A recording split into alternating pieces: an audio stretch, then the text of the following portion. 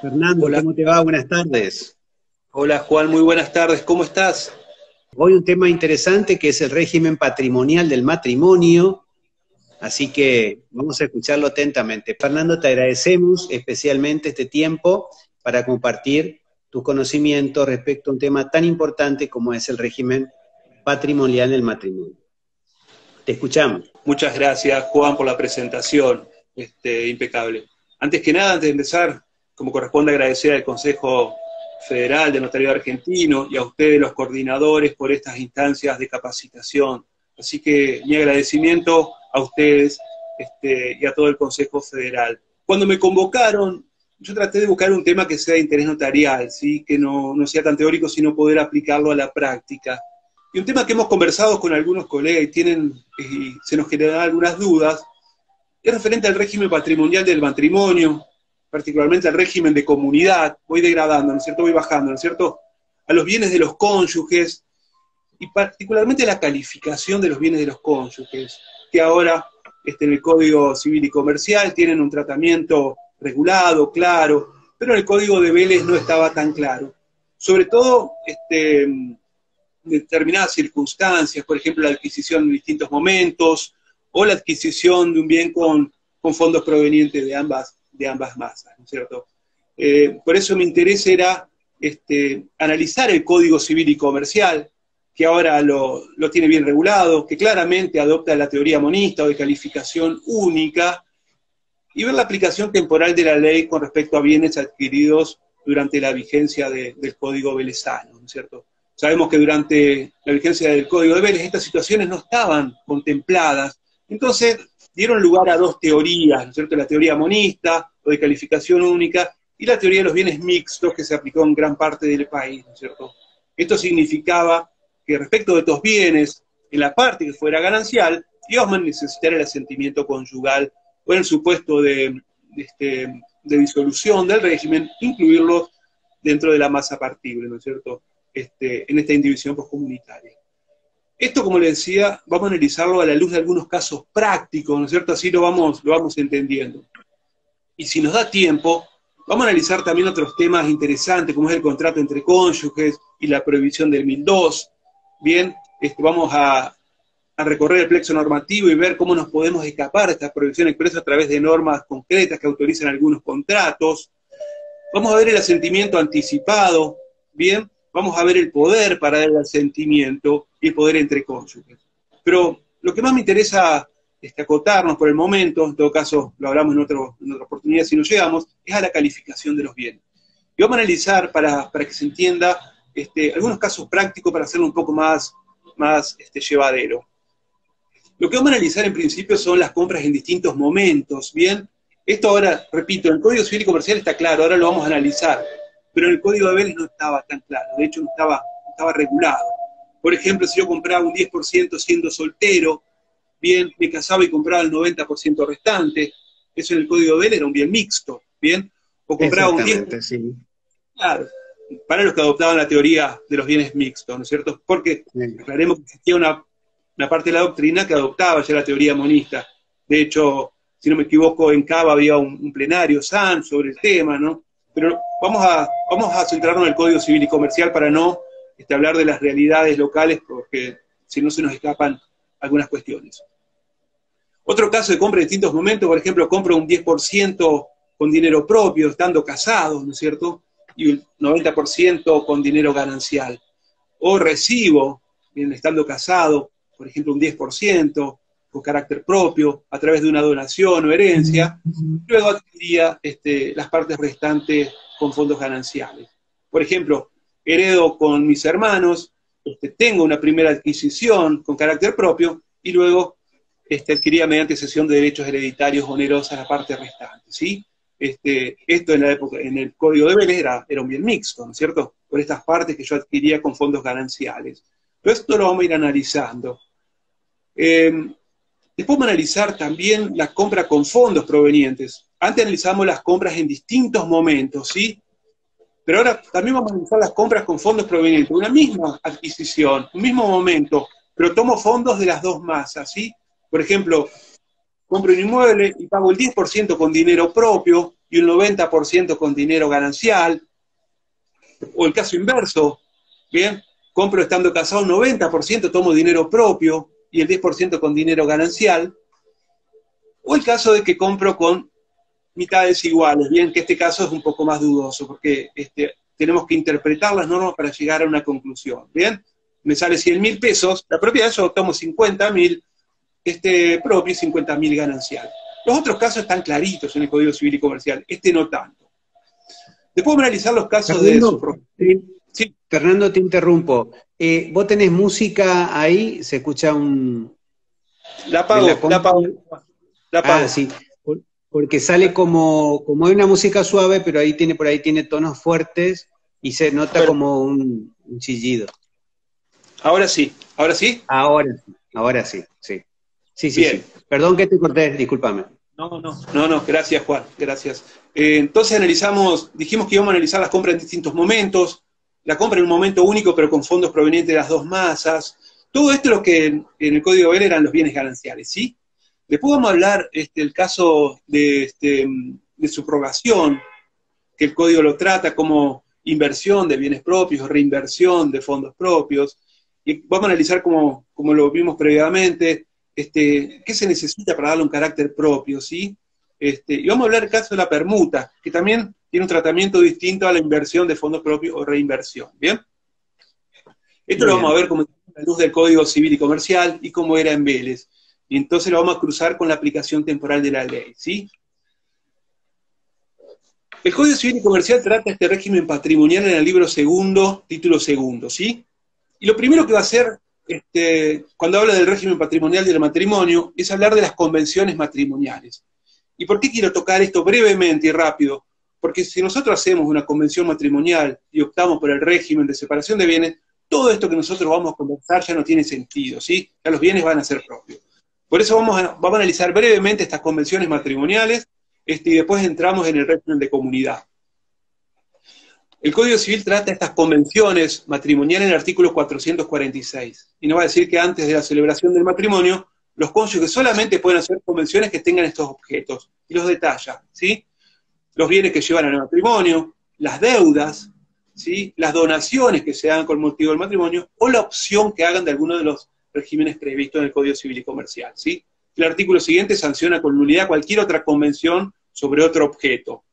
Y el artículo 448 nos interesa porque es la forma. Dice que las convenciones deben ser hechas por escritura pública, ¿sí? Esto es una competencia notarial, una competencia antes de la celebración del matrimonio, y su eficacia queda supeditada a la celebración del matrimonio, ¿sí? Pueden ser modificadas ante el matrimonio también por escritura pública, ¿bien? Y para que esta opción surta efecto, tiene que ser anotada en el acta de matrimonio, ¿bien? O sea que hacen una convención matrimonial, optan por el régimen de separación de bienes, y al momento del matrimonio se la llevan al oficial de registro civil. Una pequeña duda que se ha generado y que lo ha planteado la doctrina, es decir, si estas convenciones se pueden hacer, o se puede hacer esta manifestación del cambio de régimen directamente ante el oficial del registro civil, ¿sí? Obviar la escritura pública. ¿Y por qué algunos consideran que sí? Porque el artículo 420, que nos va a establecer los requisitos del acta de matrimonio, en uno de sus incisos dice que el acta debe contener la manifestación de si han celebrado una convención matrimonial, y el inciso siguiente dice la manifestación de si han optado por el régimen. Algunos piensan que estos dos incisos habilitan a que se haga directamente la manifestación ante el oficial de registro civil, obviando la escritura pública. Pero si nosotros analizamos el artículo 420, vamos a notar el tiempo verbal. Dice si han celebrado, ¿sí? El oficial le pregunta si celebraron una convención matrimonial. Y en el inciso siguiente le pregunta si han optado, ¿sí? O sea que están hablando en tiempo pasado. Por lo tanto, se está remitiendo, desde mi punto de vista, al artículo 448. Por lo que yo entiendo que la convención matrimonial debe hacerse por escritura pública y deben llevársela al oficial de registro civil y exhibírsela, ¿sí? Pero bueno, hay algunos que consideran, por estos dos incisos del artículo 420, que este cambio de régimen podría hacerse ante el oficial de registro civil. ¿Sí? Fíjate, Fernando, que el mismo inciso y habla del registro notarial en que se otorgó esa manifestación, ¿sí? Perfecto. Por ende, pareciera que no quedara dudas, ¿no? Que que sería lo contrario, pero estar dándole vuelta pensando de que esta declaración sea a través al oficial público del registro. Estamos hablando del registro notarial específicamente, habla, ¿no? Coincido plenamente que debe hacerse por escritura pública. Los mismos incisos en el tiempo verbal te están dando la pauta, que le están preguntando si han celebrado, no que opten ahora, ¿no es cierto? Por eso, entonces, despejada esta duda, seguimos, ¿sí? Entonces, la forma de la escritura pública, ¿bien? El artículo 449, el siguiente, también nos permite hacer estas convenciones matrimoniales después de la celebración del matrimonio, ¿bien? Y pasado un año de vigencia del régimen legal o convencional por el que han optado, ¿bien? Y este cambio de régimen solo va a producir efecto respecto a terceros una vez anotada marginalmente en el acta de matrimonio, ¿bien? Esto también, de a poquito vamos a irme echando con algunas dudas. Algunos preguntaban en qué momento se produce este cambio de régimen. No cabe duda que es el momento de la opción del régimen en la escritura pública, ¿no es cierto? Y automáticamente se generan dos efectos. La disolución de la comunidad con el nacimiento de la individuación postcomunitaria, bien, y como lo vamos a ver más adelante, en el artículo 1002, automáticamente la capacidad para contratar. Por eso, optado por el régimen de separación de bienes, se genera la indivisión y los cónyuges, porque no disuelve el vínculo matrimonial, sino solamente la comunidad, en forma simultánea pueden hacer la liquidación de esta indivisión, ¿bien? O dejarlo en estado de indivisión y partirlo más adelante. Entonces, seguimos un poquito más.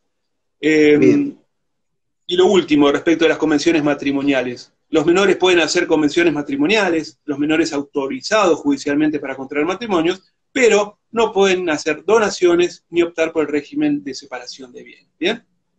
Dicho esto, no he celebrado convención matrimonial, ¿no es cierto? ¿Qué pasa?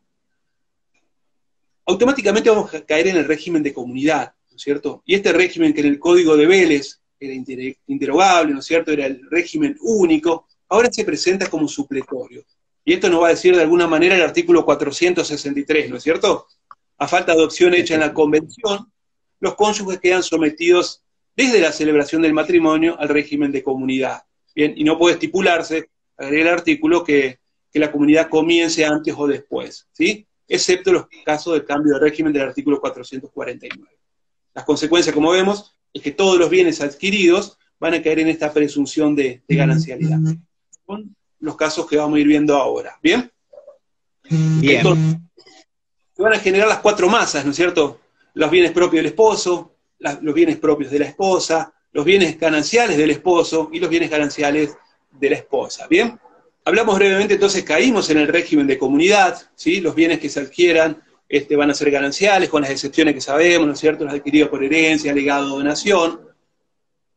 Hablamos brevemente de la gestión de la comunidad, ¿sí? El 469, cada uno de los cónyuges tiene la libre administración y disposición de sus bienes propios, con las excepciones del 456, ¿sí? El asentimiento requerido aún para los bienes propios para la vivienda familiar, ¿bien?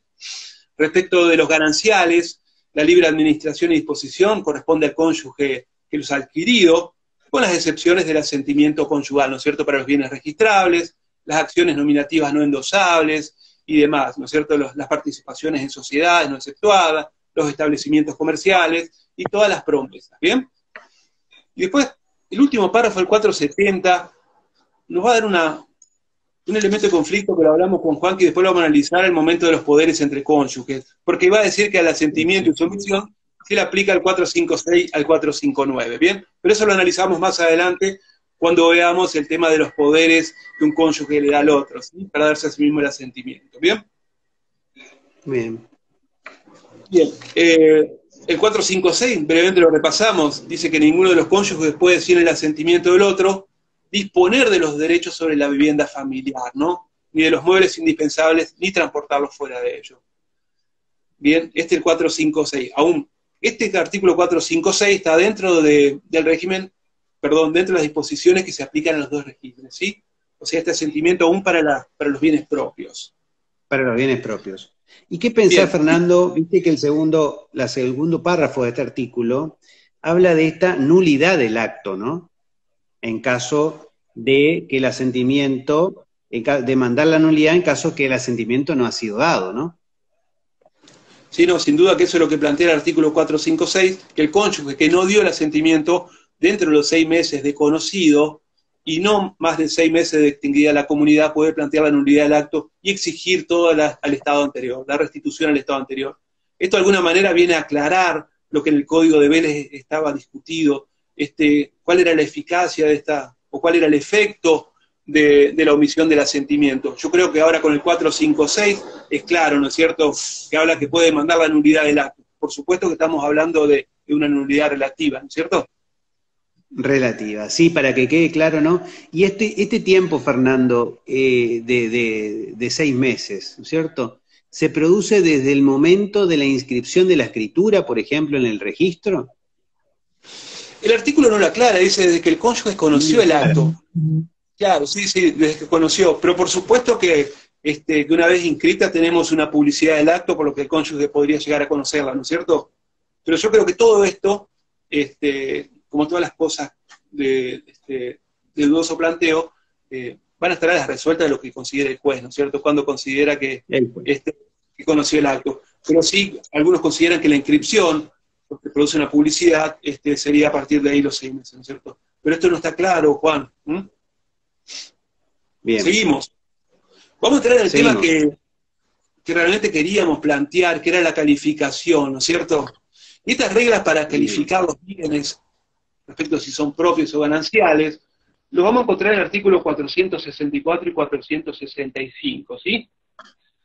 Antes de entrar a la calificación, tenemos 3 grandes principios rectores a los efectos de la calificación de los bienes. El tiempo, ¿no es cierto?, el título y la subrogación real. A esto debemos agregarle, por ejemplo, los acrecentamientos que siguen la suerte del principal, ¿no es cierto? Sin embargo, estos 3 principios, el tiempo, la causa, no van a tener una aplicación efectiva cuando analicemos estos casos de adquisición en distintos momentos, o en el caso de utilizar fondos provenientes de distintas masas, ¿sí? Porque ahí ya estos principios se desvanecen y tenemos que empezar a aplicar otros conceptos, que si bien no son justos, pero sí dan derecho a una recompensa posterior, ¿bien? Entonces analizamos, como dijimos previamente, Juan, compra en distintos momentos. ¿Qué es lo que nos va a decir el Código Civil y Comercial? Esto está tratado específicamente en el artículo 464, inciso K, ¿sí?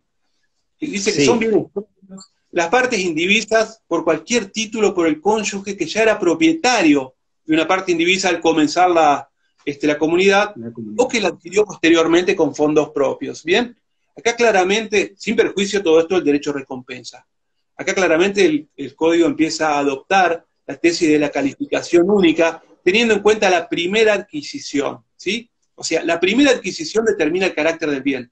Por eso yo te decía, y en los análisis que veíamos era un poco burdo, si yo compro un 10% siendo soltero, y me caso y compro el 90%, la primera adquisición va a determinar todo el carácter, aunque la parte sea inferior, sea menor. Si yo compro el 1% siendo soltero y compro el 99% restante, por este artículo, que no habla de porcentajes, la primera adquisición determina todo el carácter. Si bien esto parecería no ser justo, sin embargo, lo que hace es buscar seguridad y certeza y otorgar posteriormente, para reparar este desequilibrio, la recompensa, ¿no es cierto?, al cónyuge que se vio perjudicado. ¿Bien?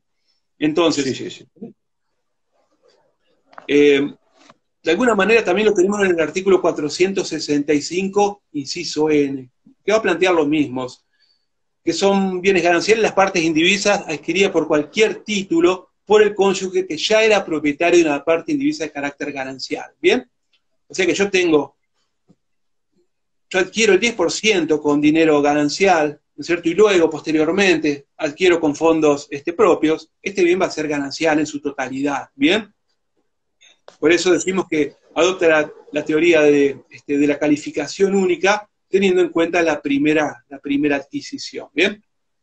Entonces, en estos casos, compro un 10% siendo soltero, me caso y adquiero el 90% restante.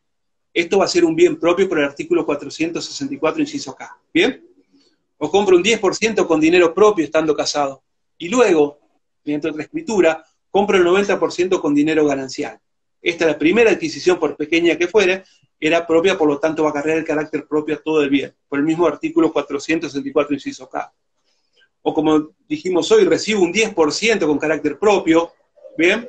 Por ejemplo, por donación o herencia, y luego adquiero las partes restantes con dinero ganancial en otro momento, esto va a ser un bien propio en su totalidad. Y esto resuelve, de alguna manera, esto de las herencias de una partecita y las adquisiciones de la sucesión, mediante sucesión de derechos hereditarios onerosas, ¿no?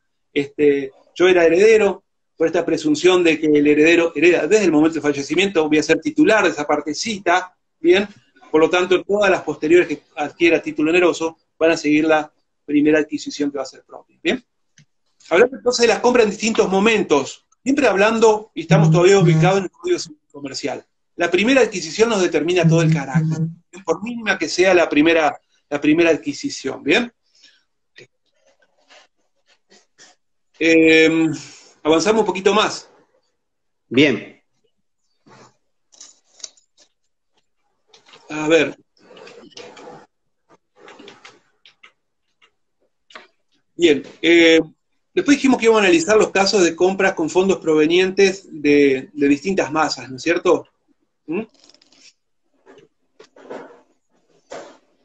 Por ejemplo, compro estando casado y pago un 10% con dinero propio y un 90% con dinero ganancial, ¿sí? O compro estando casado y pago un 90% con dinero propio y un 10% con dinero ganancial, ¿sí?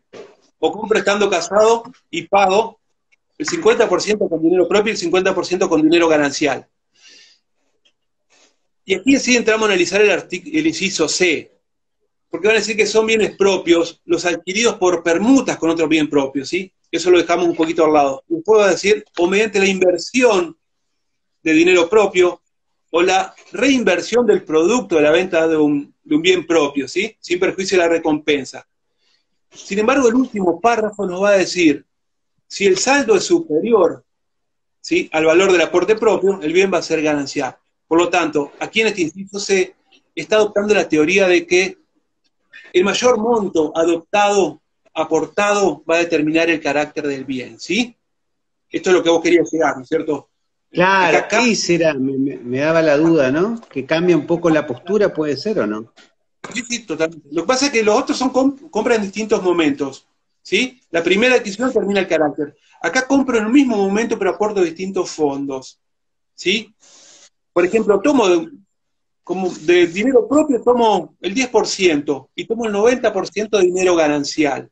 Conforme este inciso, el mayor aporte va a ser ganancial, ¿sí? Por lo tanto, ese bien va a tener un carácter ganancial. Porque el último párrafo nos dice, si el saldo es superior al valor aportado, ¿sí?, al aporte propio, el bien va a ser ganancial. Entonces acá tenemos la teoría de la calificación única en base al mayor aporte. ¿Bien? Esto lo resuelve el Código Civil y Comercial de esa manera, ¿sí? O sea, extiende a la totalidad del bien la calificación del mayor aporte realizado, ¿bien? Muy bien. Entonces, yendo al caso práctico, compro estando casado y pago el 10% con dinero propio y el 90% con dinero ganancial, el mayor aporte va a ser ganancial, es un bien ganancial, ¿no es cierto? El artículo 464, inciso C. O compro estando casado y pago un 90% con dinero propio, ¿sí?, de la venta de un bien propio, y el 10% con dinero ganancial, este bien va a ser propio en su totalidad, ¿bien? Siempre el mayor aporte determina el carácter, ¿sí? Ahora, una duda. Si nosotros aportamos 50 y 50, ¿qué pasa en este caso? ¿Sí? Ahí se genera una primera duda. Hay algunos que consideran por este artículo 466 de la presunción de ganancialidad que este bien sería ganancial por esta presunción. Sin embargo, si nosotros analizamos este artículo que estábamos viendo, el artículo 464, inciso C, nos va a decir que si el saldo es mayor al aporte propio, ¿sí?, el bien va a ser ganancial. Pero, por lo tanto, si es igual, yo entiendo que el bien es propio. Pero esto es una interpretación analítica del artículo. ¿Sí? ¿Bien? Entonces, fíjate cómo lo dice el inciso C, no lo tengo acá a mano, pero dice, si el saldo del aporte propio es mayor, el bien va a ser ganancial. ¿Bien? Por lo tanto, lo que yo aporto como dinero ganancial tiene que ser mayor por este último párrafo del inciso C. Sin embargo, hay quienes piensan que por esta presunción de ganancialidad del artículo 466, todo el bien sería ganancial. Yo pienso que es claro el artículo 464, inciso C, ¿no es cierto? Cuando pide que el aporte ganancial tiene que ser mayor, directamente dice mayor, ¿bien? Pero bueno, yo creo que de esta manera es claro que el bien sería propio, ¿no? Entonces, analizamos las compras en distintos momentos. Primera adquisición determina el carácter, sin importar el porcentaje. Compro en el mismo momento con fondos de las dos masas. El mayor aporte determina el carácter, ¿sí? Compro con aportes iguales, por interpretación del 464, inciso C, el bien sería propio, ¿sí? O sea que el saldo ganancial no es mayor al propio. ¿Bien? Ahora vamos a entrar en el tema de la permuta, que vos bien dijiste, ¿no es cierto? Y vamos a analizar acá también, ya no la compra con distintos fondos, sino vamos a analizar la reinversión directamente, ¿sí? Por ejemplo, permuto un bien propio, permuto un bien ganancial, compro con dinero proveniente de la venta de un bien propio, o compro con dinero proveniente de la venta de un bien ganancial. El que se nos genera duda son dos, la permuta del bien propio, ¿bien? Y la compra con dinero proveniente de un bien propio. Esto van a tener un tratamiento diferente. Si permuto un bien ganancial no cabe duda, ¿no es cierto? No cabe duda que es ganancial. Si compro con dinero proveniente de la venta de un bien ganancial no cabe duda que es ganancial. Pero si permuto o compro con el producto de la venta de un bien propio, ahí el tratamiento va a ser diferente, ¿bien? En cuanto a la calificación del bien. Y vamos a analizar el 466 que tanto dolor de cabeza nos trae, ¿no es cierto? Sí, o diferentes posturas, ¿no? Las diferentes posturas, sí. Las diferentes posturas. A los que le trae dolor de cabeza son a los alumnos en la universidad, cuando uno le da algún caso justo y tiene el 466 y se olvidó del compareciente, ¿no? De la cónyuge, claro. Ahí, un dolor de cabeza. Es que el código cambia radicalmente con respecto al 1246 de Vélez, ¿sí? Que solamente exigía dejar constancia del origen del dinero, ¿no? Este artículo anacrónico que hablaba de los bienes de la mujer, que el dinero le pertenecía, que sin embargo nosotros lo seguíamos aplicando para ambos cónyuges, ¿no es cierto? Entonces, el caso de subrogación por reinversión o permuta está tratado también en el artículo 464, inciso C, ¿sí? Entonces, son propios los bienes adquiridos por permuta o otro bien propio, o mediante la inversión de dinero propio, o la reinversión del producto de venta de bienes propios, ¿sí? Sin perjuicio de la recompensa. Sí, Juan. No, seguimos. Lo estoy escuchando. Perfecto. Entonces, este artículo contempla los dos supuestos, el caso de permuta y el caso de inversión o reinversión de fondos de la venta de un bien propio. ¿Por qué lo separo? Porque van a tener, en cuanto a la calificación, un tratamiento diferente, ¿no es cierto? ¿Bien? ¿Por qué? Porque el de permuta tenemos una calificación de propio por imposición de la misma ley. Y respecto a la inversión, ahí sí empieza a jugar el 466, que para que tenga efecto respecto de terceros, esta inversión de bienes propios o reinversión del producto de la venta de un bien propio, vamos a necesitar dos cosas. Vamos a necesitar la conformidad del cónyuge y vamos a tener que dejar constancia del origen del dinero. ¿Bien? Esto es sumamente importante, Fernando, ¿no? Porque reiteramos lo que acabaste de decir, que uno proviene de la misma norma el criterio que adopta, digamos, el carácter que adopta el bien, ¿sí? Y en este caso necesitamos una prueba de ese carácter del bien, ¿sí? Perfecto, por eso lo tratamos de analizar en forma separada, ¿no es cierto? Si permuta un bien propio, no es necesario que traiga a la cónyuge a hacer declarar, ¿no es cierto? Automáticamente, y por imposición de la misma ley, se convierte en un bien propio. Ahora, si yo lo que voy a reinvertir o invertir son fondos propios, ¿sí? Ahí sí este artículo 466, respecto de terceros, nos va a pedir que traigamos a la cónyuge para que preste su conformidad respecto a lo que nosotros estamos manifestando y dejar constancia de cómo nos correspondió el dinero. Aclaramos nuevamente, el antecedente de esto es el artículo 1246 del Código de Vélez, que solamente nos exigía dejar constancia de cómo le correspondía el dinero, ¿sí? Ahora, ¿qué pasa si nos encontramos con escrituras anteriores a agosto del 2015, donde solamente teníamos la declaración del origen del dinero, pero no la conformidad del cónyuge? ¿Por qué? porque había algunos escribanos que la hacían comparecer a la cónyuge, no sé si vos te acordás, Juan, aun cuando Sí, no era sí. necesario. Se consideraba que era de buena técnica, aunque el artículo 1246 no lo requería. Pero bueno, yo entiendo que en ese caso el bien ingresó como bien propio, y ya por una norma posterior no le podemos cambiar el carácter, ¿no es cierto? Esto no cabe duda que ese bien que se cumplió con el 1246 durante la vigencia del Código de Vélez es un bien propio, ¿no es cierto? Por más de que si nosotros ahora lo cursamos con este 466, no va a tener los requisitos que sí exige el Código. En ese caso, entonces, se adquirió con dinero propio antes de agosto del 2015, se dejó constancia debidamente acreditada, ¿no es cierto? No una declaración fugaz, sino documentada de cómo le correspondió el dinero. Ese bien va a ser un bien propio por aplicación del 1246. Si no, estaríamos haciendo una aplicación retroactiva de la ley, que expresamente prevé el artículo 7, que vamos a analizar un poquito más adelante, ¿sí? Seguimos. Ahora, Sí. entonces, en el caso de inversión de bien propio, reinversión, yo compro con dinero propio, que me lo donaron, lo donó un familiar, o vendí un bien propio y ahora vengo a comprar nuevamente. Por este artículo, traemos a la cónyuge, hacemos prestar su conformidad respecto de nuestras declaraciones y dejamos constancia, ¿bien? Ahora, y este es el tema que genera alguna duda para algunos. Si no se puede conseguir el asentimiento, dice el artículo, se puede pedir una manifestación judicial, ¿no es cierto?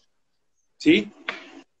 Dice este artículo, en caso de no podérsela obtener o de negarse, el adquirente puede requerir una declaración judicial del carácter de bien, de la que se debe tomar nota marginal, bien, la publicidad, la famosa publicidad cartular, en el instrumento del cual resulta el título de adquisición. Entonces, no podemos obtenerla, o se niega a la cónyuge, podemos obtener el pronunciamiento judicial. ¿Qué pasa si se omitió en la escritura? ¿Se puede hacer una escritura complementaria? Y aquí es donde a mí se me generan algunas dudas. Gran parte de la doctrina entiende que debemos aplicar el último párrafo de este artículo 466. ¿Y qué es lo que nos va a decir? El adquirente también puede pedir esa declaración judicial en caso de haberse omitido la constancia en el acto de adquisición, ¿sí? Gran parte de la doctrina entiende que en este caso, si se ha omitido al momento de la compra, dejar constancia del origen propio del dinero y la conformidad de la cónyuge, no nos queda otra que la declaración judicial, ¿sí? Yo sé, Juan, que vos tenés tu postura también al respecto. Sí, sí, hablábamos el otro día y conversando con Fernando le contamos a todos, así tomamos un poquito de agua y hablábamos de este tema porque yo entiendo que el acto de adquisición no se refiere solamente a esa escritura pública donde se adquiere, porque esa escritura pública puede ser a través de una escritura complementaria, ampliatoria de esa escritura, subsanarse este error de no haber consignado el carácter propio y la manifestación del cónyuge, ¿no? Porque esa escritura hace al acto de adquisición. Es otra escritura pública, pero el artículo específicamente habla de acto de adquisición y no dice en la escritura, ¿sí? Dice, es necesario que en el acto de adquisición, dice, no dice en la escritura de adquisición, porque en el acto de adquisición se configura, este acto se va a configurar con una escritura complementaria o se va a terminar de perfeccionar con dos escrituras, una en el momento de la compra y en la otra es complementaria o ampliatoria. Es una situación, y digamos también en el sentido de que si hay voluntad del cónyuge con posterioridad, digo, ¿por qué necesitaríamos un trámite judicial? Sí, sí, Porque estoy de acuerdo. es entendible si la cónyuge no lo quiere dar, pero si la cónyuge quiere prestar su conformidad, es inentendible que la única forma de subsanar sea una esfera judicial, ¿sí? Cuando no hay controversia. Durante la vigencia del Código de Vélez no había duda que podíamos hacer una escritura complementaria aclarando el origen de los fondos, ¿no es cierto? Porque no estaba tan regulado como ahora. A mí me genera un poco de duda esta presunción de ganancialidad, ¿no es cierto? Que la presunción hay que destruirla, ¿no es cierto? Hay que destruirla con todos los requisitos legales. Pero son las dos posturas que están planteadas, ¿no es cierto? Tenemos que tener en cuenta también la interpretación registral, ¿no es cierto? A ver si vamos a poder tener vocación registral de esta escritura, donde nosotros aclaremos o complementemos esta omisión de la conformidad del cónyuge a los efectos de cambiar el carácter que originalmente tenía, ¿no es cierto? Porque tengamos en cuenta que el registro seguramente lo va a inscribir como un bien ganancial, ¿no? Vamos, por eso hay que analizarlo y es un tema lindo. Por el momento están planteadas las dos posturas, ¿no? Como todo el derecho. Así es. Seguimos. Es lindo nutrirse y cambiar opiniones porque uno lo piensa, pero analizando y escuchándote, tiene razón con respecto al carácter que la ley le otorga al bien, ¿no? Entonces hay que tener cuidado en ese aspecto, ¿no? Sí, por eso están planteadas las dos posturas, ¿no? Muy bien. Seguimos. Y con esto terminamos de analizar la normativa del Código Civil y Comercial. Ya analizamos entonces las compras en distintos momentos. Para recordar un poquito, la primera adquisición determina el carácter de todo el bien. Las compras en un mismo momento con fondos provenientes de distintas masas. El mayor aporte determina el carácter del bien. ¿Bien? Claramente el Código Civil adopta la teoría de la calificación única. Vimos entonces el caso de permuta, que automáticamente adquiere el carácter del propio. Vimos el caso de inversión con los requisitos del 466, recalcamos, como lo dijo Juan, siempre traer al cónyuge, dejar constancia de cómo el dinero le correspondió. Dicho esto, avanzamos. Todo esto que nosotros analizamos de la teoría de la calificación única, lo analizamos en base al Código Civil y Comercial. ¿Bien? Entonces, ¿qué pasa si estas situaciones que analizamos previamente surgieron durante la vigencia del Código de Vélez? ¿Sí? Tenemos una compra en distintos momentos durante el Código de Vélez, tenemos compras con fondos provenientes de distintas masas. Nos centramos en estos dos casos. Esto es lo que dio lugar a la teoría de llamados bienes mixtos o de calificación dual. Y aquí surge la pregunta, y acá es donde nos queremos centrar, ¿en qué momento hacemos la calificación?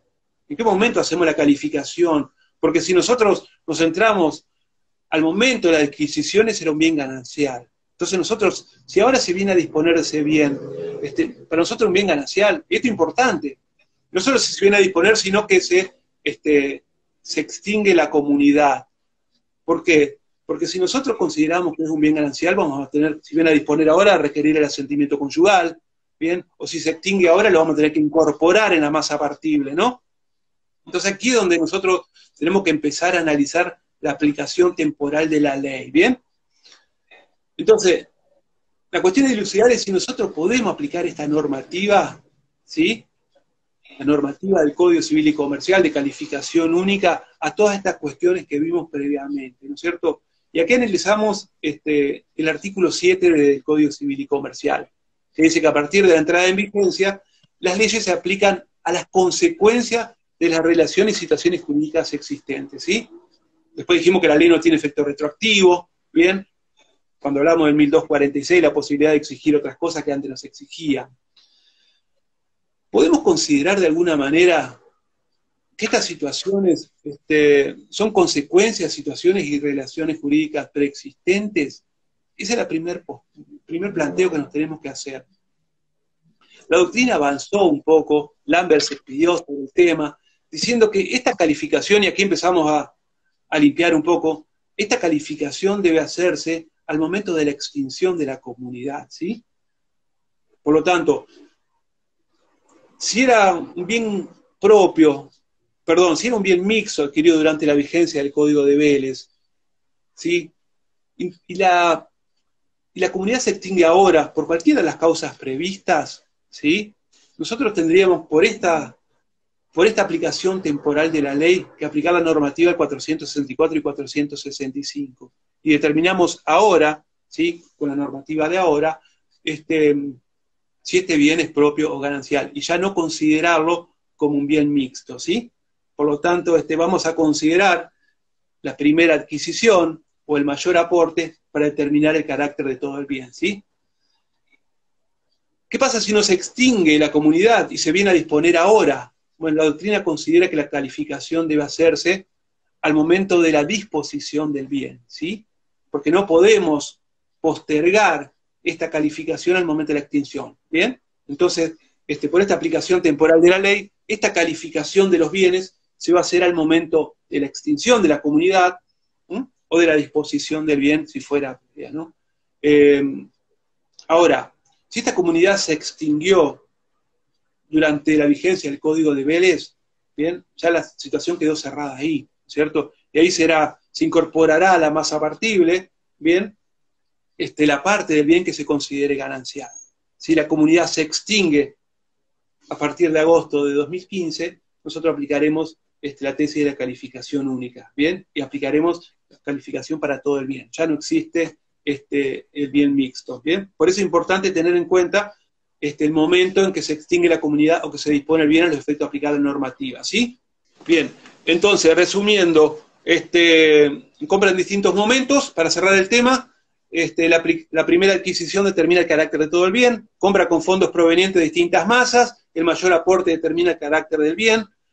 ¿Qué pasa con bienes adquiridos durante el Código de Vélez, calificados como bienes mixtos? Bien, la calificación la vamos a hacer al momento de la extinción de la comunidad, porque podemos considerar por el artículo 7 que son consecuencia de relaciones y situaciones jurídicas preexistentes, ¿sí? Y paradójicamente también se dice, Juan, que esta comunidad nace para extinguirse, ¿no es cierto? ¿Sí? Y por aplicación del mismo 466 que dice, son bienes de la comunidad los existentes al momento de la extinción, ¿no es cierto? Por eso, este artículo, más el artículo 7, nos está dando pauta, de alguna manera, que la calificación la vamos a hacer al momento de la extinción. ¿Sí?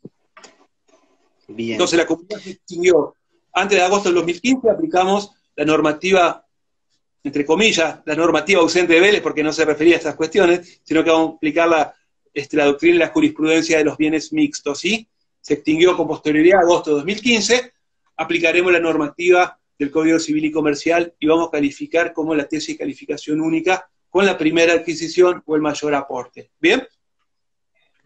Hay un artículo, Fernán, una consulta sobre el 464.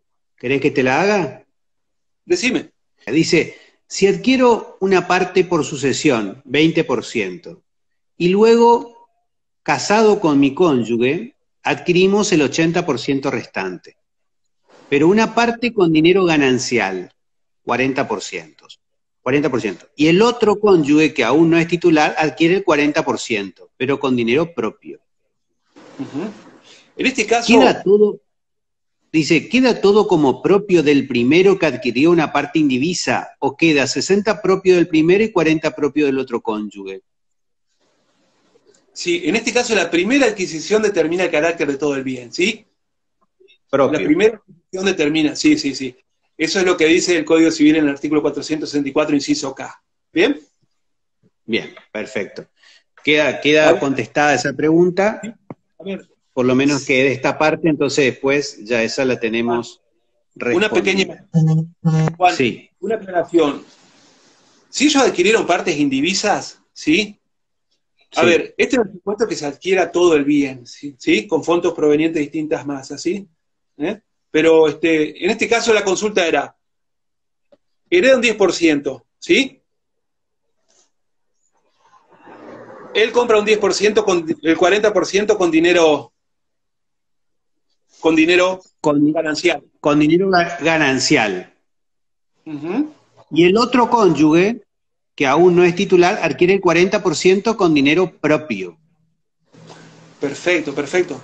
No, sí. Ese bien, a ver, porque esta de la calificación esta calificación la hacemos respecto del 100% del bien, ¿no es cierto? Este bien va a ser inscrito un 60% a nombre del cónyuge del marido, ¿sí? Como propio. ¿Sí? Y el 40% va a ser inscrito a nombre de la cónyuge como propio, ¿sí? Como propio, claro, va a ser un bien propio de los dos. Sí, pero esto no es un bien mixto, ¿sí? No. Es un bien de carácter propio de cada uno de los cónyuges. Sí, porque acá estamos hablando de un bien en condominio, ¿sí? Acá estamos hablando de un bien en condominio. Y nosotros cuando analizamos de los bienes gananciales, hablamos del 100% del inmueble, ¿sí? Esto va a ser un bien en condominio, ¿sí? Así es, condominio y de carácter propio de cada uno de los cónyuges. Carácter propio de cada uno de ellos, ¿sí? Sí, perfecto. siempre y cuando se hayan cumplido con todo lo que vimos del artículo 466, ¿no es cierto?, respecto de la inversión de los fondos propios. ¿Sí? Claro, sí, sí, sí. Cuando se Y haya la declaración del cónyuge, ¿no es cierto?, de que ese dinero que utilizó era propio. Porque acá fíjate, Juan, que entran a jugar los dos supuestos, ¿sí? De adquisiciones en distintos momentos y la inversión o la reinversión de fondos propios. Porque respecto del Claro. cónyuge, del marido, va a ser una adquisición en distintos momentos. Heredó y después adquirió una partecita, ¿sí? Y respecto de ella, vamos a tener un supuesto de inversión de fondos propios o reinversión si hubiera metido un bien propio, ¿sí? Acá se aplican los dos supuestos, el inciso C y el inciso K del artículo 464. ¿Estamos de acuerdo? Bien, muy bien. Bien, bien. Y después, bueno, dice, buenas tardes, mi consulta es respecto a qué opinión le merece una escritura posterior a la cual los cónyuges declaran que en el momento de la adquisición del bien omitieron efectuar la manifestación respecto al carácter propio del mismo, sin más manifestación que esa, sin pruebas que lo acrediten. No, dos cosas haga aclarar. El artículo 466 nos pide la conformidad del cónyuge y no solamente una manifestación, parecía no una manifestación vacía de que el dinero es propio, sino que hay que acreditarlo, cómo el dinero le corresponde, ¿sí? Porque lo que dijimos hoy que nosotros tenemos una presunción de ganancialidad, y esa presunción hay que destruirla con pruebas, ¿no es cierto? No solo la declaración, sino de cómo el dinero le correspondió, ¿sí? Será esta acreditación ante el escribano de cómo le correspondió ese dinero, ¿no? No sirve la declaración vacía, hay que decir cómo le corresponde. Y respecto a la escritura posterior están planteadas las dos posturas, ¿no es cierto? Gran parte de la doctrina considera que habiéndose omitido la vía es la judicial, pero es válida también la interpretación que plantea Juan, en que fijémonos que el artículo dice pueden obtener judicialmente, cuando dice puede facultativo, pero están planteadas. Esto hay que analizarlo también desde el punto de vista, como les dije, registral, ¿sí? Porque no creo que el registro acceda a cambiar el carácter del bien si no se ajusta al 466. Por eso hay que analizarlo con detenimiento, ¿sí? Yo sé que gran parte de la doctrina... Lo importante que lo que decía Fernando, recalcar, ¿no es cierto?, el tema de que la simple manifestación no sirve como prueba como tal, ¿no es cierto? Necesitamos acreditar esa prueba, ¿no? Eso es lo importante en realidad. Sí, esto ya lo traemos del 1246 de Vélez, que decían en una redacción que ya no usamos, cómo el dinero le pertenecía a la mujer, ¿eh? Hay que dar una prueba de cómo le correspondía ese bien, ¿sí? Ese dinero. Ese bien. Cerramos entonces el tema de la calificación, ¿sí? Brevemente analizar las referencias cuando son en distintos momentos. La primera adquisición determina el carácter, cuando son distintas masas, el mayor aporte determina el carácter de todo el bien. En el caso de bien adquiridos durante el Código de Vélez, calificamos al momento de la extinción de la comunidad, sea por divorcio, cambio de régimen, fallecimiento, o en el caso en el momento de disposición, en el caso que sea requerido el asentimiento. ¿Bien? Dicho esto, si querés empezamos a hablar de contrato entre cónyuges, ¿sí? Actualmente nosotros tenemos un artículo 1002 que nos va a decir que no pueden contratar en interés propio los cónyuges bajo el régimen de comunidad entre sí. ¿Bien? Acá tenemos que analizar dos cuestiones. No pueden contratar en interés propio, y esto lo resalto y después lo vamos a ir viendo más adelante. El interés propio y los cónyuges bajo el régimen de comunidad entre sí. Entonces, siempre para que opere la prohibición, los cónyuges tienen que actuar en interés propio y tienen que estar bajo el régimen de comunidad. Por lo tanto, acá se desprende que si están bajo un régimen de separación de bienes, van a tener capacidad para contratar entre sí. Por eso hoy cuando hablamos del momento de hacer la opción del régimen durante la vigencia del matrimonio, automáticamente producía la disolución de la comunidad, estado en división postcomunitaria, y recuperar la capacidad o la habilidad para contratar entre sí, ¿sí? Nosotros en el Código Civil de Vélez no teníamos una norma como esta, clara, ¿no es cierto?, sino que esta prohibición de contratar surgía de una serie de artículos que nosotros lo íbamos aplicando por analogía. En principio teníamos un artículo como el 1218, 1219, que decía que eran nulas todas las convenciones matrimoniales durante el matrimonio, ¿sí? Después teníamos un artículo como el 1807 que prohibía las donaciones, 1358 que prohibía las compraventas, 1439 que hacía una remisión a las normas de la compraventa y donación en materia de cesión de derechos hereditarios, y el artículo 27 de la Ley General de Sociedades, que solo permitía las sociedades por acción y de responsabilidad limitada. Pero claro, no teníamos un artículo como el 1002 que establece una clara prohibición para contratar en interés propio los cónyuges bajo el régimen de comunidad, sino que las normas en el Código de Vélez estaban dispersas, ¿sí? Por lo tanto, si no encuadraban dentro de estas prohibiciones, se presumía la capacidad para contratar, ¿bien? Sin embargo, si uno empieza a analizar la normativa del Código, encontramos algunos supuestos en que sí pueden contratar o realizar convenciones los cónyuges, ¿sí? Lo primero que encontramos es el artículo 449 que analizamos previamente, ¿no? Es decir, durante la comunidad, los cónyuges pueden hacer una convención para cambiar de régimen, ¿sí? Eso está claro en el artículo 449, ¿sí? Eso es uno de los contratos que pueden realizar por cuestiones obvias. Otro contrato que pueden realizar son las sociedades, ¿sí?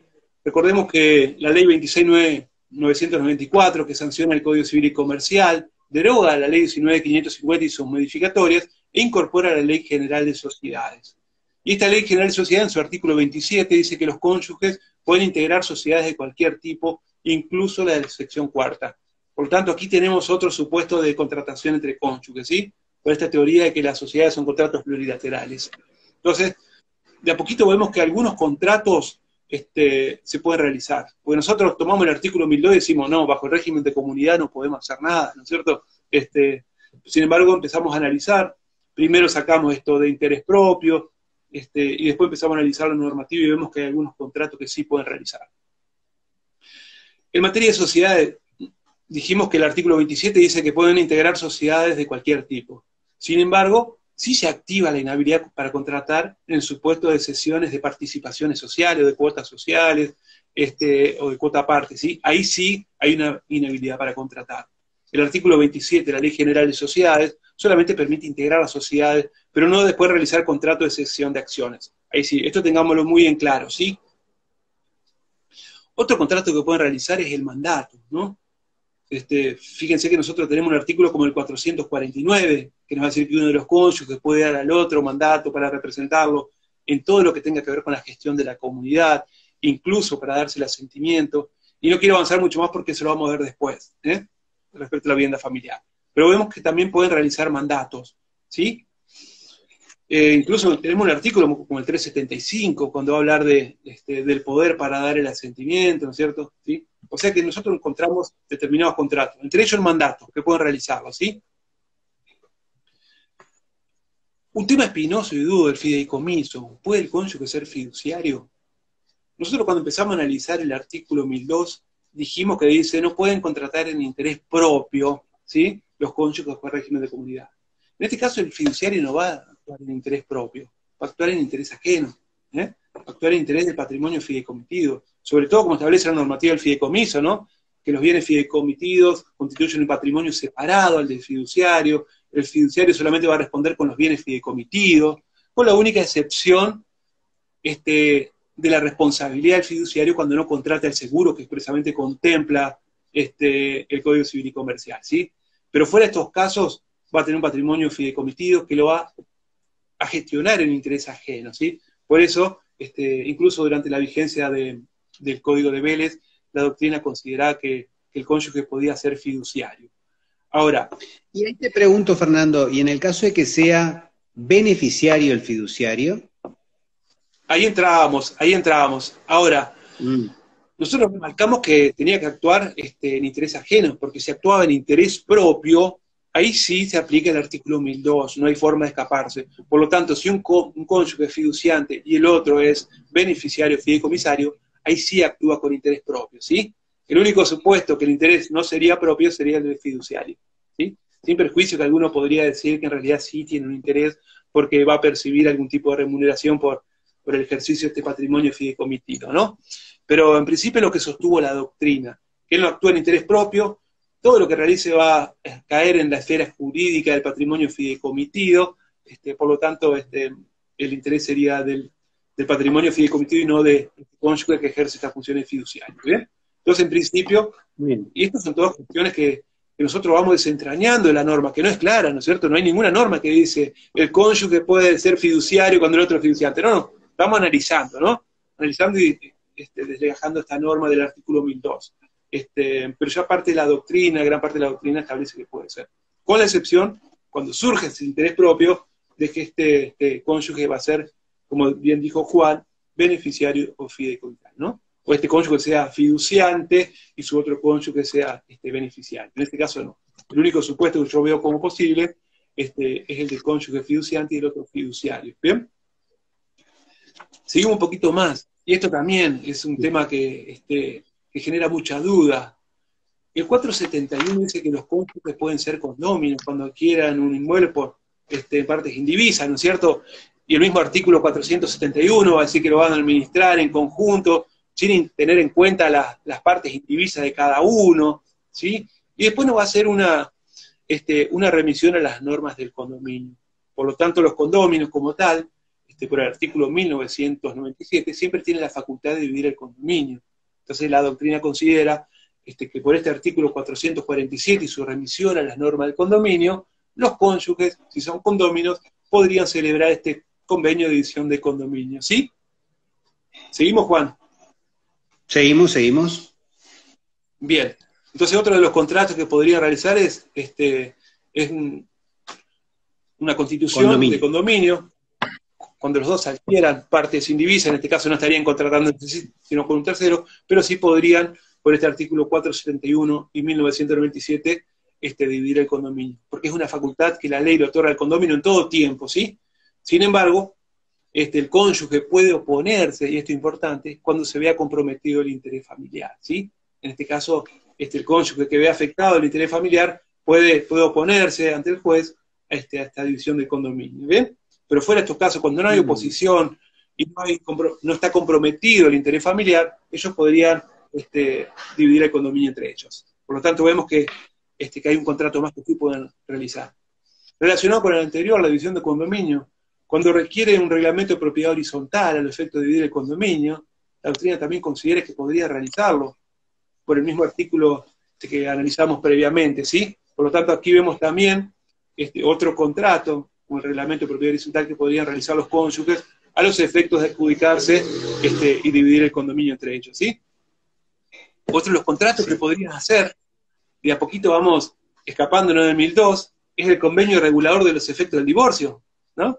El 438 dice que al momento de presentar la demanda, los cónyuges tienen que presentar un convenio que regule los efectos del divorcio, patrimoniales, ¿no es cierto?, de atribución de la vivienda, lo que tiene que ver con los hijos, ¿bien?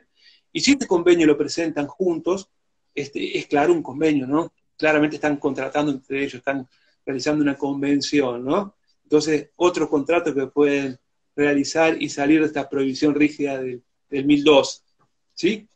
Después otro contrato, y acá es un tema que viene a romper la normativa del Código de Vélez, que es el pacto sobre herencia futura, ¿no es cierto? Nosotros antes, pacto sobre herencia futura era como que nos digan el diablo, ¿no? No queríamos saber nada. Sí. Sin embargo, Mulo, decíamos. Claro, sí. No se puede. Incluso cuando le hacíamos manifestar al hermano que estaba recibiendo, que prestaba su conformidad respecto a la donación que recibía el hermano, dice, no, está pactando sobre herencia futura, ¿no es cierto? Y de hecho era así, pues nosotros pensábamos que estaba renunciando a la acción de demandar la reducción o colación, ¿no? Que carecía de toda eficacia más que una cuestión moral, ¿no? Sin embargo, ahora en el artículo 1010 tenemos la posibilidad de pactar sobre herencia futura, ¿sí? Por ejemplo, para evitar conflictos respecto al funcionamiento de un establecimiento comercial, industrial, ganadero, ¿sí? Los cónyuges pueden, los herederos pueden pactar sobre esta herencia futura, y este artículo, el 1010, nos dice que estos pactos van a tener valor, aunque sean o no parte el futuro causante y su cónyuge. Fíjense que nos dicen que sea parte o no, por lo tanto pueden ser parte el causante y su cónyuge en estos pactos de herencia futura. Entonces acá tenemos otra convención, otro contrato que podrían realizar los cónyuges, ¿sí? Y de a poquito nos vamos saliendo con todas estas excepciones del artículo 1002, ¿bien? Muy bien. Sí, yo creo también, Fernando, que el interés propio, corregime, por favor, se está refiriendo al interés propio de ese cónyuge respecto al patrimonio del otro, ¿sí? Porque si es en interés de su propio patrimonio, como en el caso, por ejemplo, un condominio, el tema del reglamento de copropiedad, ¿sí? No hay problema, rompemos esta regla, porque el interés al que hace referencia el 102 es el interés propio de uno de ellos respecto del reflejo que se da en el patrimonio del otro, ¿no? Es un pensamiento, ¿no? Sí, muy bien, Juan, muy bien, Juan. Pero bueno, esto es lo primero que tenemos que analizar, el interés, ¿no es cierto? Si nosotros vemos que de alguna manera puede repercutir en el patrimonio de este cónyuge que está contratando, y claro, surge su interés propio, ¿no es cierto? Con esto podemos terminar la capacidad para contratar, ¿no es cierto? Porque analizamos el artículo 1002, ¿sí? La prohibición para contratar, entonces tiene que ser el interés propio y solamente cuando están bajo el régimen de comunidad, ¿bien? Por lo tanto, si han optado por el matrimonio o han optado posteriormente mediante una convención matrimonial por separación de bienes, a partir de ese momento recuperan la capacidad de contratar entre sí, ¿bien? Acá entra, Fernando, una consultita, antes disculpa, un segundito antes de salir, el tema del contrato de mutuo. ¿Puede hacerse un contrato de mutuo entre sí? Esto empieza a rozar de alguna manera el tema del poder, ¿no es cierto? Porque si en el poder hay un adelanto de fondos, podría considerarse que podría ser un mutuo al efecto del ejercicio de ese poder, ¿no es cierto? Pero no está expresamente contemplado. Tenemos que tener en cuenta una cosa, la prohibición del 1012 se expresa, ¿no es cierto? Es clara. Por lo tanto, nosotros necesitamos una normativa que nos autorice, un razonamiento lógico que nos autorice. Pero respecto del mutuo yo no encuentro ninguna norma que lo autorice, ¿no? Sí, yo no lo haría particularmente, mutuo no haría entre cónyuges, digamos, ¿eh? Me parece que ahí sí alcanza el 1002. Sí, yo sin duda que alcanza el 1002, salvo, ya te digo, este caso de adelanto de fondos, ¿no es cierto?, a los efectos de ejercer un contrato entre cónyuges, ¿no es cierto?, que podría demandar fondos, pero ya no sería un mutuo propiamente dicho.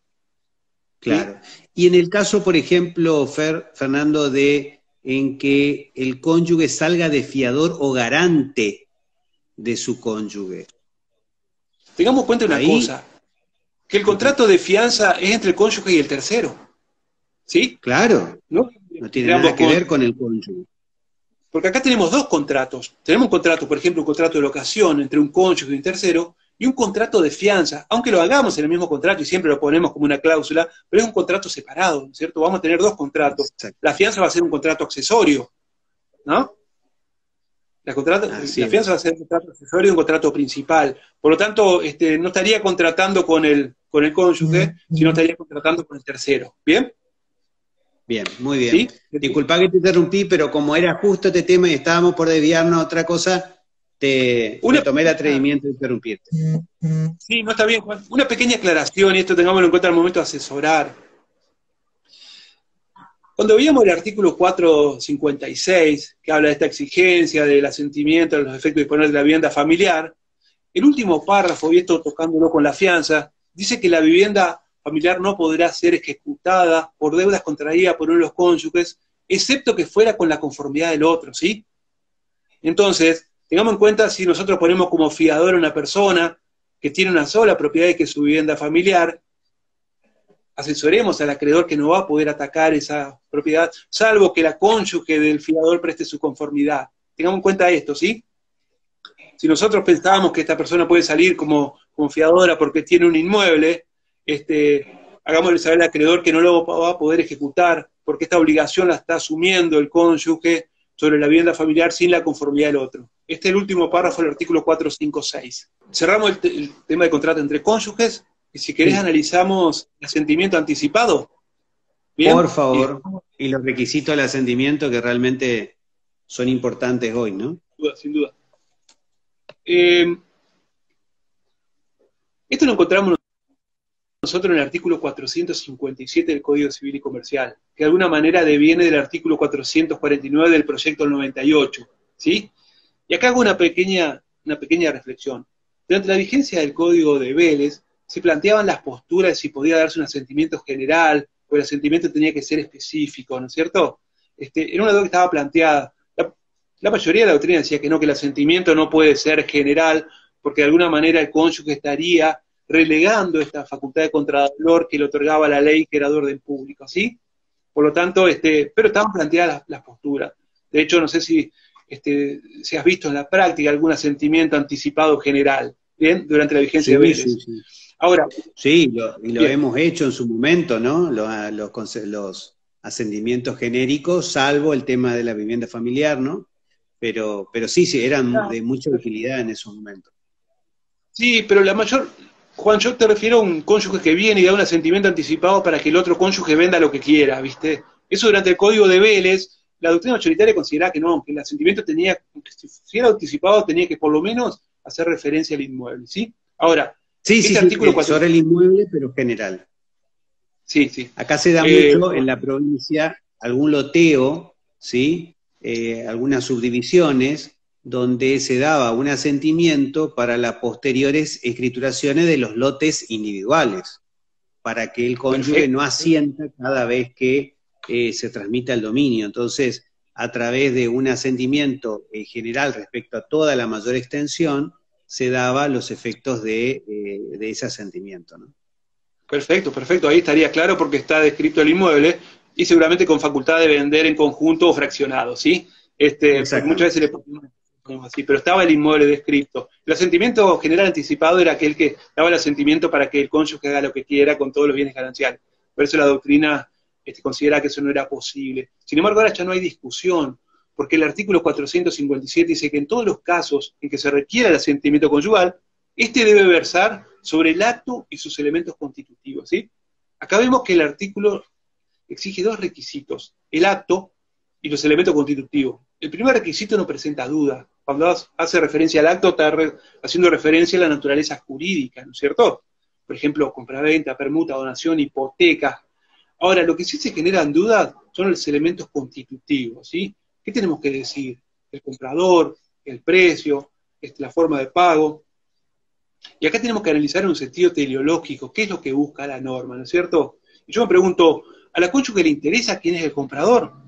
Yo creo que no, y eso no afecta al interés familiar, ¿no es cierto? Lo que sí le podría interesar a la cónyuge es el precio, y podría interesar la forma de pago. Y respecto al precio, yo me pregunto, ¿se puede fijar un precio anticipado teniendo en cuenta los vaivenes de las negociaciones? Yo puedo poner en venta en el mercado un inmueble a $100.000 y resulta que tal vez en el devenir de las negociaciones ese inmueble se vende por $80.000, ¿no es cierto?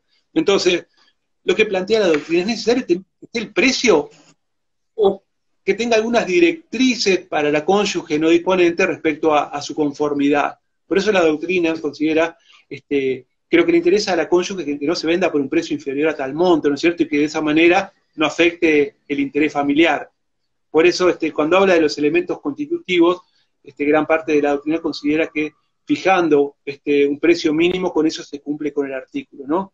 Por ejemplo, que venda tal inmueble con un precio no inferior a tal precio, ¿sí? Así es. Seguimos. Y en el caso que este asentimiento, porque acá estamos hablando del asentimiento en sí, un asentimiento otorgado por escritura pública. En el caso de que sea a través de un poder para dar asentimiento, también debe reunir estos requisitos, ¿no? Tenemos que diferenciar, Juan, lo que es el asentimiento anticipado, ¿sí? O el asentimiento. El asentimiento puede ser concomitante con el acto, ¿sí? Puede ser posterior o puede ser anterior. Si es concomitante o posterior no nos interesa esto porque el cónyuge ya tiene todos los elementos, ¿sí?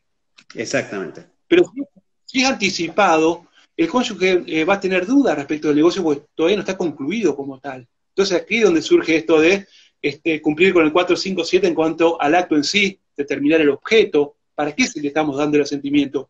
Para hipotecar. Si damos para hipotecar hasta un monto no superior a tal monto, porque un monto superior le podría afectar el interés familiar. Si le da un poder para vender, ¿le interesa al comprador? Yo creo que no. Le interesa que no se venda por un monto superior a tal suma y que eso afecte el interés familiar, ¿sí? Por eso. Pero otra cosa es el poder para sentir, ¿bien? Y ahora si querés, cerrado esto del asentimiento anticipado, vamos a los poderes entre cónyuges, ¿sí? Y después vemos el poder para sentir. ¿Te parece? Muy bien. Sí, sí, perfecto. Primero, dos observaciones.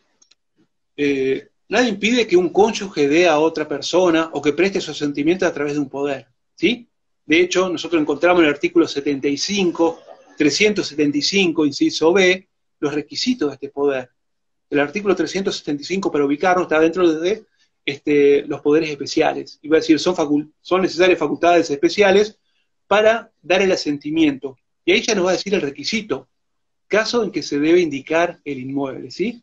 Entonces, mientras en el caso del asentimiento, ¿sí?, anticipado, era necesario el acto y los elementos constitutivos, en el caso del poder para asentir, solamente nosotros debemos indicar el inmueble, ¿sí?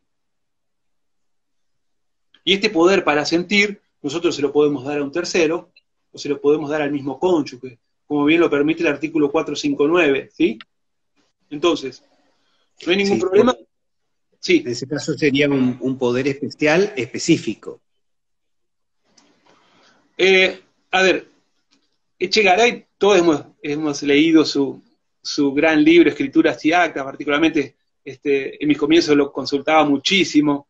Y Echegaray, con una claridad que siempre tuvo, dijo, hay tres clases de poderes.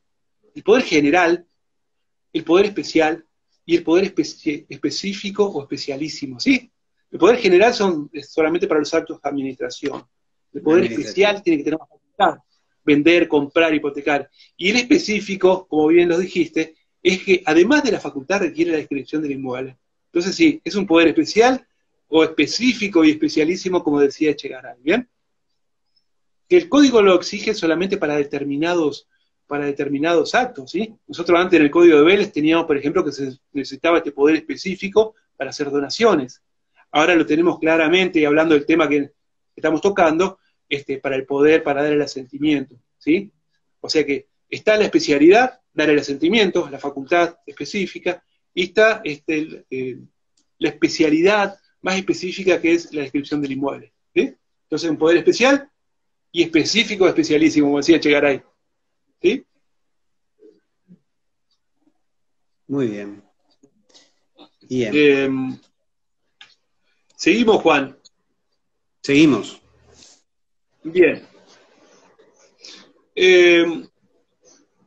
Este poder para dar el asentimiento se lo puede dar a un tercero o se lo puede dar al cónyuge, ¿sí?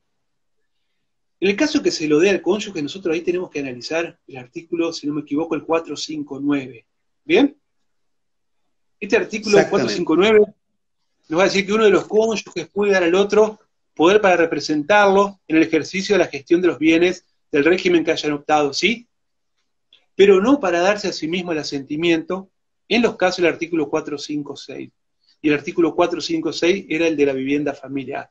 Entonces, el cónyuge puede darle al otro el poder para prestar el asentimiento conyugal, pero no para la vivienda familiar, ¿sí?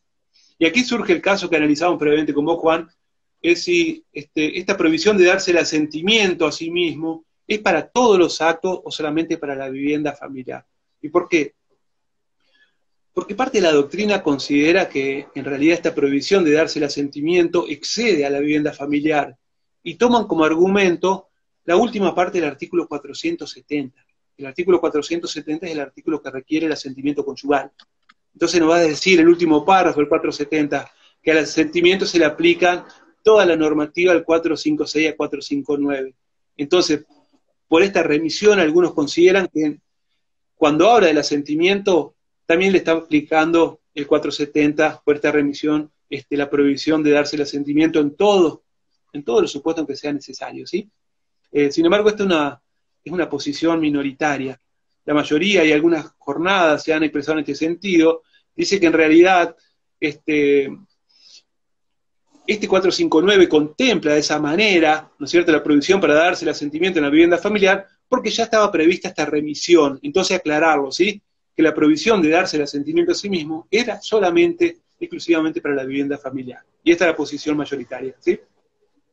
Bien. Entonces, puede darse el poder al cónyuge, puede darse el poder para sentir, para darse el asentimiento a sí mismo, la única excepción, la vivienda familiar. Si no fuera la vivienda familiar, podemos darle el poder al cónyuge para que dé el asentimiento, ¿sí? Sí, y el último inciso, ¿no? Que dice, excepto convención en contrario, el apoderado no está obligado a rendir cuenta de los frutos y renta percibidos. ¿Qué tema este, no? Porque ahí hay un actuar de uno de los cónyuges y sin rendición de cuentas. Sí, sí, sí. Esta es una de las excepciones a las normas del mandato en general, la obligación principal de todo de mandatario de rendir cuentas. Sí, sí, pero prácticamente lo plantea de esa manera. Sí, sí, no tiene la obligación de rendir cuentas el cónyuge. Porque en realidad, calculo que como todo se desarrolla dentro del ámbito del matrimonio y después van a surgir los derechos a las recompensas, tal vez lo toma por eso, ¿no es cierto? ¿Sí? Juan, con esto terminamos el tema, creo que analizamos la calificación de los bienes, analizamos contratos entre cónyuges, analizamos asentimiento anticipado con los requisitos, analizamos los poderes entre cónyuges, ¿sí? El poder para dar el asentimiento.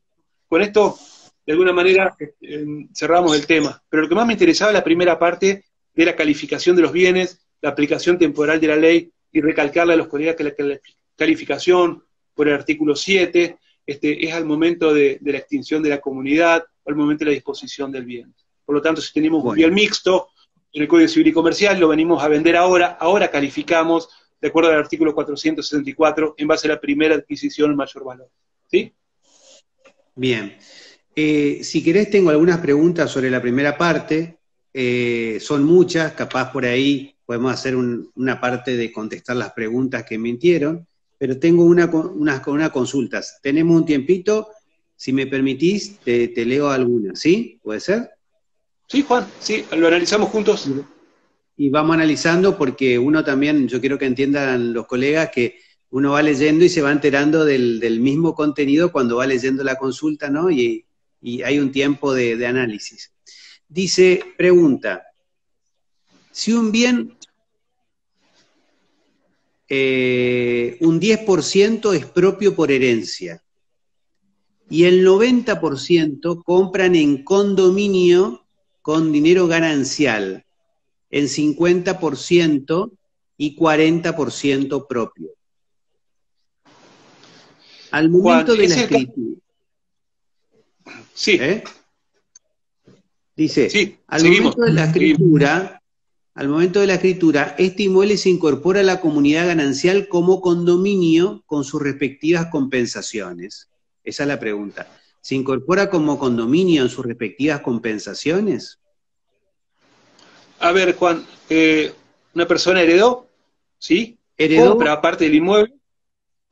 Y heredó el 10 por herencia. Y el 90% compran en condominio con dinero ganancial, en 50% con dinero ganancial.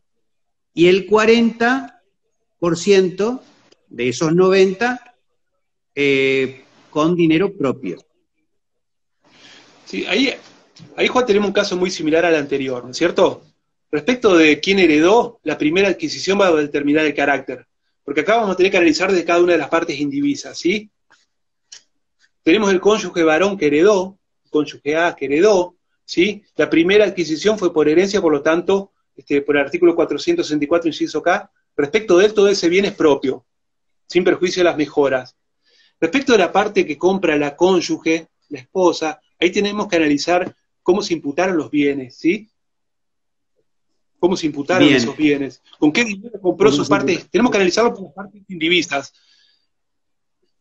¿sí? Claro, por parte indivisa. Respecto del marino tenemos dudas que es propio porque la primera adquisición es propia.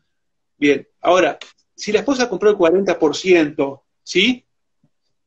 Y dice que compró con fondos propios, y en la misma escritura, porque están comprando juntos, está la conformidad del cónyuge, ¿sí? Esa parte indivisa va a ser propia de la esposa, ¿sí? De la esposa, exactamente. Entiendo que el condominio se da con dinero propio en un 50%, por ende, uno de los cónyuges ya, al ser el que adquirió por herencia, va a adquirir de forma propia. Y la otra cónyuge... Tenemos que separarlo cómo adquiere cada ganancia y propio. Claro. Nosotros tenemos que, a ver, porque como dijimos cómo se compone estando casados, tenemos los bienes propios de la esposa, bienes gananciales de la esposa, bienes propios del esposo y bienes gananciales del esposo. Estos bienes así pueden ser partes indivisas, ¿no? No se refiere al 100% del bien. Entonces nosotros tenemos que ver qué adquirió cada uno y en base a eso analizarlo, con qué dinero lo adquirió. El marido no tenemos duda porque era heredero, por lo tanto la primera adquisición fue propia. Ahora, si la esposa dice que compra el 40%, y ese 40% lo pagó con dinero propio, ¿sí? Tiene que estar especificado en la escritura qué se aplicó a cada parte indivisa, ¿sí? Si la parte indivisa la compró con esta parte que dice propia y dice cómo le correspondió este dinero a la esposa, ¿sí? Por ejemplo, el marido compra el 50% o el 45% y dice que lo compra con dinero ganancial. Porque era heredero, ese bien va a ser todo propio, ¿sí? Y si la esposa compra el 45% restante, hay que ver cómo lo pagó, ¿sí? ¿Cómo lo pagó ella? Entonces, respecto de la parte del precio de la esposa, habría que ver con qué dinero lo pagó. Si fue con dinero propio, habría que cumplir con el 466, decir cómo le correspondió ese dinero, y la conformidad del cónyuge que la tenemos porque están comprando juntos, supongo, ¿no? Exactamente, sí. Como condóminos. ¿Sí? Después otra preguntita, en el caso de un divorcio, se divorciaron en el 2014, ¿sí? Y hoy, en el 2020, vienen a partir y a adjudicar los bienes. ¿Se aplica el Código Civil actual o no se califica más como mixto, por más que sea anterior a la reforma a la extinción de la comunidad? Juan, en ese caso, durante la vigencia del Código de Vélez y previa a la sanción del Código Civil y Comercial, se extinguió la comunidad y nació el estado de indivisión poscomunitaria, ¿sí? O sea que esa comunidad ya estaba extinguida, por lo tanto se le aplica la norma al momento de la extinción. No podemos aplicarla porque estaríamos haciendo, en este caso sí, una aplicación retroactiva a la ley. Por lo tanto, si se extinguió en el 2014, creo que me dijiste, ¿no es cierto? 2014, y había bienes mixtos, ¿sí? Las partes indivisas que tengan el carácter de ganancial tendrán que incorporarse como masa partible. Las partes indivisas que tengan el carácter ganancial, ¿sí? Bien. Por eso tiene que aplicar la normativa vigente al momento de la extinción. De la comunidad. Muy bien. Hay un caso de adquisición por prescripción. Venta por tracto abreviado. Protocolización de prescripción adquisitiva y venta simultánea. ¿Cómo calificaría un bien? Yo tengo mis dudas respecto ahí del tracto abreviado, porque la prescripción como tal es una adquisición originaria. Rompe el tracto, entonces yo creo, y esto es una postura personal que la hemos analizado hace mucho tiempo, ¿no es cierto? Creo que ahí no podemos invocar el tracto abreviado porque no hay tracto, es una inscripción originaria. Por lo tanto, primero tendremos que inscribir la prescripción, la usucapión, y luego generar la disposición. Porque yo creo que se rompe el tracto. No sé si estás de acuerdo, Juan. Sí. No. Prescripción rompe el tracto, no hay tracto abreviado. Sí, eso. Perfecto. Y la consulta era respecto a la calificación del bien. Sí, dice, sigo leyendo. ¿Cómo calificaría un bien adquirido por prescripción adquisitiva con sentencia en el 2019? Leo un poquito lento porque estoy leyendo y razonando juntos, digamos, ¿sí? Bien. ¿Cómo calificaría un bien adquirido por prescripción adquisitiva con sentencia del 2019? Que declara la fecha de la adquisición de la propiedad en el 2016, cuando se cumplieron los 20 años de la posesión. El vendedor es viudo desde el 2017. Si en ese caso, si no me equivoco, el artículo 464 hace una remisión a cuando se empezó a poseer, ¿sí? Si lo analizamos, Juan, sí. En el artículo 464 va a decir que son bienes gananciales, y ahí nos va a decir, a ver, pero eso es lo que dice el Código Civil y Comercial, ¿no es cierto? Que se tiene en cuenta el momento de comenzar a poseer. Y en ese caso ellos estaban casados cuando comenzó la posesión, ¿no es cierto? Sí, y me imagino que sí, porque fue viudo Bueno, la fecha dice que cuando se cumplió la posesión, los 20, pero se tiene en Perfecto, cuenta el inicio. de hecho, dice el artículo 465, son bienes gananciales los comenzados a poseer durante la comunidad. Se tiene en cuenta cuando se comienza la posesión, ¿sí? Entonces este es un bien ganancial. Este es el artículo 465, inciso A. ¿Bien? Bien. ¿Qué quiere decir eso? Que tenemos que tener en cuenta la fecha del inicio de la posesión, desde cuándo se comenzó a computar el plazo de la prescripción. Exacto, exacto, sí, sí. No desde cuándo se cumplió. No de la sentencia, sino del momento cuando se comenzó la posesión. Tenemos que retrotraernos 20 años más desde la fecha que el juez tiene por cumplida la posesión, la prescripción, ¿bien? Bien. Dice el segundo, la misma escribana, pero la segunda pregunta, dice, misma situación, pero la sentencia no dice la fecha de adquisición de la propiedad, solo declara la prescripción adquisitiva. Bueno, en ese caso la sentencia, conforme establece la normativa, tiene que decir desde qué momento opera la prescripción, ¿no es cierto? Pero en este caso, siempre tener en cuenta el comienzo de la posesión, ¿sí? A ver si nos da el tiempo. Dice, tengo un divorcio con sentencia y un convenio privado de división de bienes. Tengo un divorcio con sentencia y un convenio privado de división. Quieren por escritura adjudicarse uno de los bienes del convenio.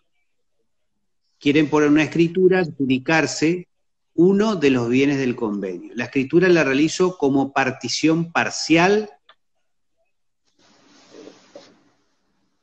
Sí. Sí, no sé, en realidad hay que analizar si ese convenio está homologado, porque yo creo que si ese convenio está homologado ya tenemos un acto partitivo, ¿sí? Y lo único que queda, lo que estaría faltando es la publicidad registral. Teniendo el convenio homologado, en cumplimiento del mismo, cualquiera de los cónyuges puede venir solo y pedir que se incorpore al protocolo el convenio, ¿sí? Pero lo importante es saber si ese convenio está homologado. Si está homologado, por la remisión, y esto después lo analizamos, es motivo de otra consulta. Nosotros antes teníamos en el 1184, creo que el inciso 2, que requería la escritura pública y decía, excepto los convenios privados, ¿sí? Presentados en el juicio, ¿sí? En las particiones. Nosotros ahora no tenemos un inciso, así que todos estos convenios privados presentados en los juicios sucesorios van a generar un inconveniente. Esto es motivo de análisis, ¿no? Pues nosotros, saliendo del divorcio, una breve reflexión, nosotros tenemos tres tipos de particiones, ¿no? La partición extrajudicial, ¿sí? La partición judicial, que es un perito inventariador y todos los requisitos de las particiones judiciales, y tenemos las particiones mixtas, estas particiones con un convenio suscrito por las partes y presentado al juez para su aprobación. Esto encontraba su soporte en el artículo 1184, ¿sí? Ahora no tenemos una norma similar, o sea que yo entiendo que las particiones tendrían que ser judiciales o extrajudiciales por escritura pública con todos los requisitos. Pero esto es motivo de otro análisis y que va a generar un largo debate, ¿no? Bien. No sé cómo es en Misiones, Juan, si es habitual estos convenios presentados en el expediente.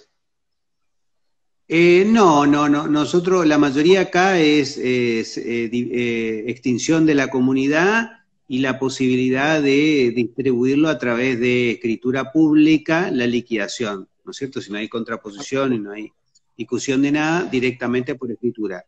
Y en este caso, como lo pregunta la escribana, será una división parcial de los bienes de la sociedad conyugal, o muchas veces también se deja a los efectos de liquidar esa sociedad conyugal con una venta posterior, que por ahí eso no lo hablamos, el artículo, ¿no es cierto?, que remite al otorgamiento del asentimiento conyugal, aunque ya está divorciado, ¿no?, ya estuvieran divorciados, a los efectos de vender la propiedad y producir así una liquidación parcial respecto de ese bien de esa sociedad conyugal, ¿no? La continuación del régimen de la comunidad para la liquidación de los bienes del régimen.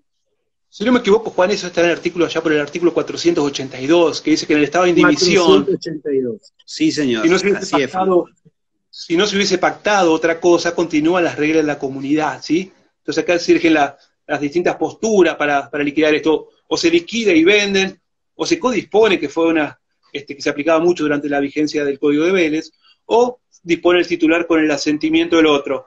hablar de asentimiento ya es raro, ¿no es cierto? Porque ya están divorciados, ¿no? Pero este artículo 482 aplica a la indivisión, las reglas de la comunidad. Y las reglas de la comunidad tenemos el artículo 470 que habla del asentimiento, ¿sí? Dispone el titular. Así es. Pero esto es un poco raro, porque ya no hay titular. Tengamos en cuenta que ya, por más que figure registralmente el nombre de una persona, eso está en estado de indivisión postcomunitaria, está dentro de la bolsa de indivisión, ¿sí?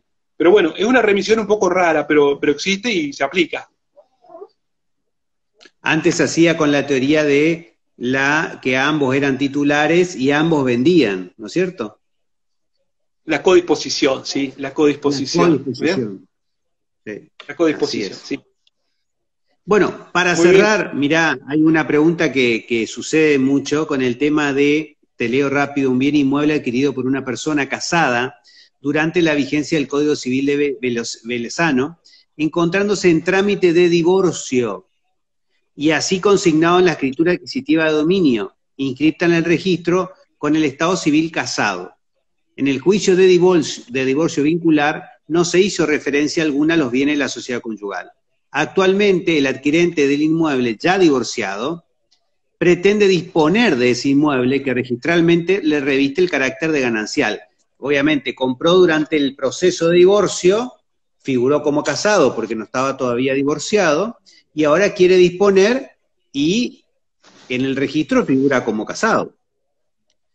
No, sin duda. Nosotros ahora tenemos, antes del Código de Vélez, tenemos que ver ahí los efectos de la sentencia. El Código de Vélez decía que la sentencia iba a tener efecto retroactivo al momento de la presentación conjunta o de contestación de la demanda, ¿no? Ahora el Código Civil y Comercial va a decir que va a tener efecto al momento de la presentación o contestación o de la separación de hechos si estuviera acreditado, ¿sí? Pero esto es Código Civil y Comercial, ¿sí? Ya a partir de 2015. Yo creo que en este caso no le podemos aplicar en forma retroactiva. ¿De cuándo es el divorcio, Juan? El divorcio, no dice, ya divorciado, pero no, me imagino que el divorcio habrá sido después del 2015, ¿no? Porque por eso es la consulta. Perfecto. Dice, para poder transferir ese inmueble por parte del adquirente, hoy divorciado y teniendo en cuenta el carácter retroactivo de la sentencia de divorcio, al tiempo de la presentación de la demanda, ¿podría el adquirente por sí solo y con la intervención de su ex cónyuge a través de una escritura complementaria consignar el carácter de bien propio del inmueble? Como decíamos hoy, la sentencia tiene efecto retroactivo al momento de la presentación conjunta, pero tiene que decirlo la sentencia, ¿no es cierto? O ahora el Código Civil y Comercial nos va un poquito más allá, dice al momento de la separación de hecho, si esto estuviera acreditado, ¿bien? Pero si esto fue adquirido dentro del efecto retroactivo de la sentencia, va a ser un bien propio, ¿no es cierto? ¿Sí? Pero hay que ver el efecto de la sentencia, Juan, ¿sí? Hay que ver si ellos estaban separados, hay que ver la sentencia, ¿sí? Si la sentencia tiene efecto retroactivo al momento de la presentación conjunta, ¿sí? La extinción de la comunidad se produce ahí, por lo tanto esto lo adquirió fuera de los efectos de la comunidad. Y eso lo acreditaríamos, Fernando, en la misma escritura, no hace falta que la cónyuge venga a decir esa circunstancia. Eso lo acredita el escribano y cuando habla sobre asentimiento conyugal dirá que no es necesario a consecuencia de esta situación, ¿no es cierto? Sí, de hecho lo tendrá que acreditar con la correspondiente sentencia de divorcio, ¿no? Acreditar que está es un bien propio por los efectos retroactivos a la sentencia de divorcio, pero habría que analizar las fechas, ¿no? Hay que analizar. Ahora con el Código Civil y Comercial va un poquito más allá de la presentación, si está aprobada antes nosotros le poníamos, ¿te acordás, Juan?